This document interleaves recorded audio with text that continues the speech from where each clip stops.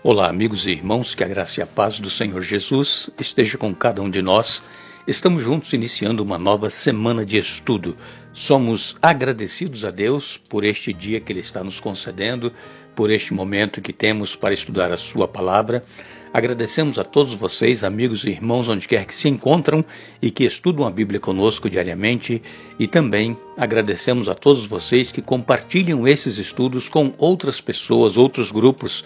O trabalho de compartilhamento é um trabalho muito importante, portanto, não deixe de compartilhar se você acha que o estudo merece ser compartilhado, é um estudo bom, nos traz esclarecimento da palavra de Deus, compartilhe também com outras pessoas. Nós queremos agradecer a todos vocês que nos escrevem dizendo de onde acompanham os estudos.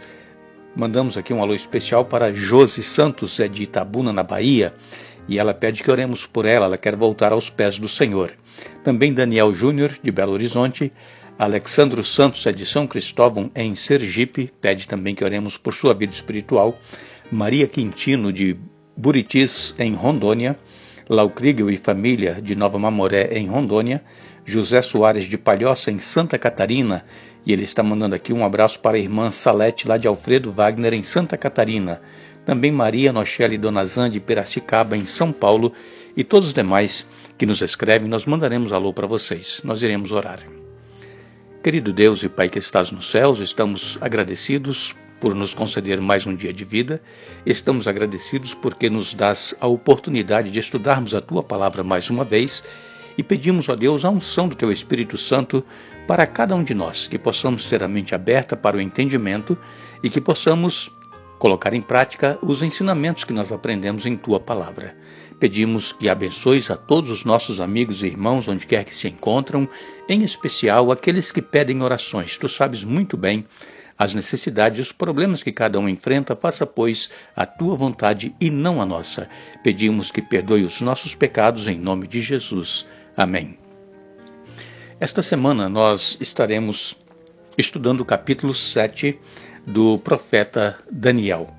No capítulo 7, nós vamos começar aqui a encontrar algumas profecias que falam de cerca que estaria acontecendo ao longo dos anos que sucederiam os reinos que estavam determinados naquela estátua que Nabucodonosor sonhou e que também, neste capítulo 7, o profeta Daniel teve um sonho, e este sonho é a mesma interpretação dos 4 reinos que nós encontramos lá no capítulo 2. Só que este sonho de Daniel não para nesses 4 reinos, ele avança no tempo e chega até os nossos dias. E é isso que nós vamos ver durante esta semana. Nós vamos ler Daniel, capítulo 7, versos de 1 a 3, e gostaria que você lesse todo o capítulo durante a semana para que possa entender. Faça anotações daquilo que nós vamos falando aqui, que for possível você anotar, para que você possa entender o que o profeta Daniel viu em visão. Daniel 7, de 1 a 3, nos diz: Anteriormente, durante o primeiro ano do reinado de Belsazar, rei da Babilônia, Daniel teve um sonho e visões enquanto estava deitado em sua cama. Escreveu o que havia sonhado e foi isto que viu. Naquela noite, em minha visão, eu, Daniel, vi uma tempestade que agitava o grande mar com ventos fortes que sopravam de todas as direções. Então saíram da água 4 bestas enormes, cada uma diferente das demais. A primeira besta era como um leão com asas de águia. Enquanto eu observava, suas asas foram arrancadas e ela ficou em pé no chão, sobre as 2 patas traseiras, como um ser humano, e lhe foi dada mente humana. Daniel, então, teve este sonho, que foi uma visão profética, enquanto ele estava dormindo, e foi no primeiro ano do reinado de Belsazar. Belsazar, nós já estudamos sobre ele. Ele estava governando no lugar de seu pai Nabonido, e Daniel, como nós vimos no estudo que nós já fizemos nos capítulos anteriores, depois de Nabucodonosor, Daniel ele caiu no ostracismo, ele ficou esquecido. E os reis que sucederam Nabucodonosor até chegar a Dario, Daniel não é citado, a não ser naquele caso em que apareceu aquela mão escrevendo na parede e que falaram de um certo Daniel, que era um homem dotado de sabedoria de Deus, inteligência, e que ele poderia decifrar aquele enigma que estava na parede. Foi quando Belsazar mandou chamar Daniel. Então, de Nabucodonosor até Belsazar, nessa noite em que aquela mão apareceu, Daniel estava no ostracismo. E como nós já dissemos, ele possivelmente, por causa da sua idade avançada, os outros reis que sucederam Nabucodonosor não quiseram ele no reino, mesmo Belsazar também não quis, e só depois, quando Dario assumiu o reino, quando os medos e persas derrotaram Babilônia, foi que Daniel voltou a fazer parte do governo medo-persa. E então, no primeiro ano do reinado de Belsazar, Daniel teve esse sonho.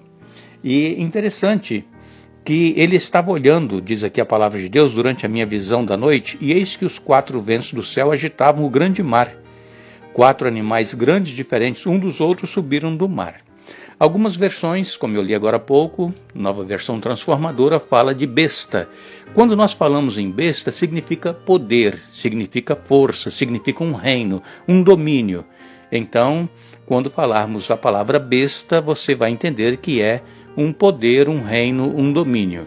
E Daniel, então, ele estava dormindo quando teve este sonho, que é uma visão, um sonho profético, e ele viu então 4 grandes animais saindo do mar tempestuoso.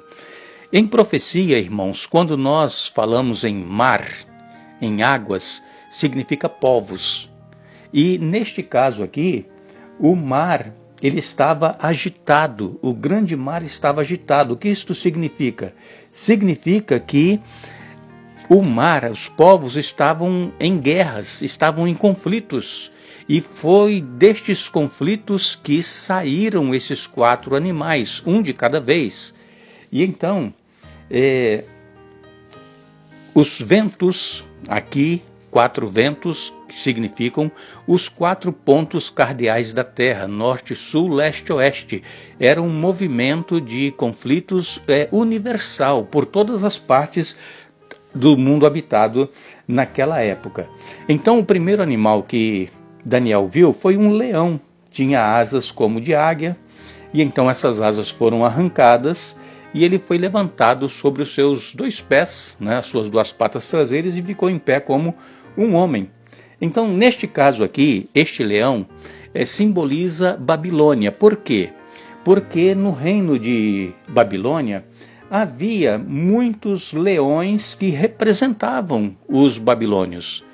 É por isso que quando Daniel viu este sonho do leão saindo de dentro de um mar, do meio dos povos agitados em guerra, este leão simboliza exatamente Babilônia, porque eles usavam muito este símbolo no seu reino, e este reinado durou até o ano de 539, quando Belsazar foi morto naquela noite que nós dissemos agora há pouco, que apareceu aquela mão na parede, e os medos e persas então dominaram os babilônicos e assumiram o segundo reino universal. O segundo reino é o medo-persa, que Dario estava à frente, depois Ciro. Ele simboliza aqui pelo urso, simbolizando a Medopérsia. E diz aqui a palavra de Deus: o segundo animal, semelhante a um urso, o qual se levantou sobre um dos seus lados. Um urso se levantou, e diz aqui a palavra de Deus que um dos seus lados era mais alto do que o outro. Por quê? Porque havia 2 reinos que se uniram, que eram os medos e os persas, e destes 2 reinos, dos medos e dos persas, ele era um pouco mais forte do que o outro, simbolizando aqui que a Pérsia ela estava predominando sobre os medos. Por isso que o urso se levantava de um lado, porque os persas eles estavam sendo mais predominantes do que os medos. E um fato curioso nessa visão é que este animal traz na boca, entre os dentes, 3 costelas. E isto representa os reinos e também os domínios que foram conquistados pelo reino da Pérsia. A Pérsia havia conquistado a Lídia, a Babilônia e também o Egito. Mas Daniel viu um outro animal. O terceiro animal era um leopardo, e este animal simboliza a Grécia. Por quê? No início ali do ano 331 a.C., Alexandre, quando ele voltou do Egito para a Síria, e dali então ele foi para o leste, ele foi marchando firmemente até alcançar Guagamela, além do Tigre, onde o Dario III, rei da Pérsia, o esperava. E como antes, os persas tinham força muito maior, mas sua capacidade militar não se igualava ao gênio de Alexandre, o Grande. E então, Alexandre, ele, mais uma vez, como em outras ocasiões, ele derrotou os persas e Dario III foi obrigado a fugir. Então, o vencedor marchou para o sul até Babilônia e dali ele virou-se para Suzã. E em ambas essas cidades colocou governadores persas, deixando macedônios a fiscalizá-los. Então, por isso que esse leopardo ele tinha entre os dentes 3 costelas, porque o leopardo, melhor dizendo, que simbolizava aqui a Grécia, que nós estamos estudando, ele então dominou os medos e persas, que era simbolizado pelo urso, que tinha 3 costelas entre os dentes. Agora vem o quarto animal, terrível e espantoso. Este quarto animal, nós vamos falar então sobre ele amanhã, porque este animal ele tinha 10 chifres na sua cabeça, e 3 chifres foram arrancados e nasceu um chifre pequeno, com muita força, com muito poder. E no estudo de amanhã, então, nós vamos procurar identificar este chifre pequeno que surgiu na cabeça deste quarto animal terrível e espantoso. Queremos agradecer a vocês por terem estado conosco no estudo de hoje. Desejamos a todos vocês um bom dia, mas lembrem-se, nós, segundo a sua promessa, aguardamos novos céus e nova terra nos quais habita a justiça. 2 Pedro, capítulo 3, verso 13. Que Deus nos abençoe.